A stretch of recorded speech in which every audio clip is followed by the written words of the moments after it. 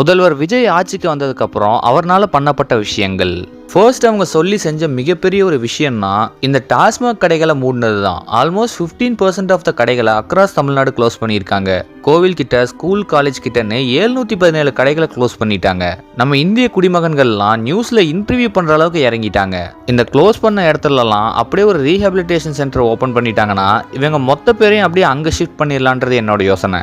அடுத்தது 200 unit current ஃப்ரீயா தரேன்னு சொன்னாரு. பட் ஆல்ரெடி தமிழ்நாட்டில் 100 யூனிட் கரண்ட்டை டிஎம்கே ஆட்சிலேயே ஃப்ரீயா கொடுத்துட்டு இருந்தாங்க.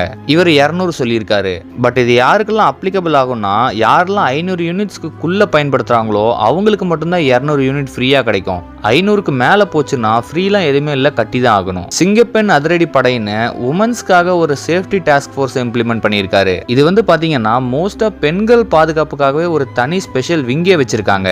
பெண்களுக்கு நடக்கிற ஹராஸ்மெண்ட்ஸை ப்ரிவென்ட் பண்றதுக்காக. இந்த ஒரு யூனிட் டைரக்டா சிஎமோட கண்ட்ரோல்ல இருக்கு. ஸ்டில் இன்னும் பெண்டிங்ல இருக்க விஷயங்கள்னு பாத்தீங்கன்னா இந்த 2500 ரூபாய் ஊக்கத்தொகை, விடியல் பயணம், வேலையில்லா பட்டதாரிக்கு மாதம் 4000, 6 சிலிண்டரு, தாய்மாம சீர்னு நிறைய இருக்கு. இதுக்கெல்லாம் பணம் வேணும். எப்படி இதெல்லாம் நடைமுறைக்கு கொண்டு வர போறாருன்னு தெரியல. நீங்க இதுல எந்த ஸ்கீம்ஸ்லாம் தேவை, எதெல்லாம் இப்போதைக்கு தேவையில்லாத ஸ்கீம்ஸ்னு கமெண்ட் பண்ணுங்க.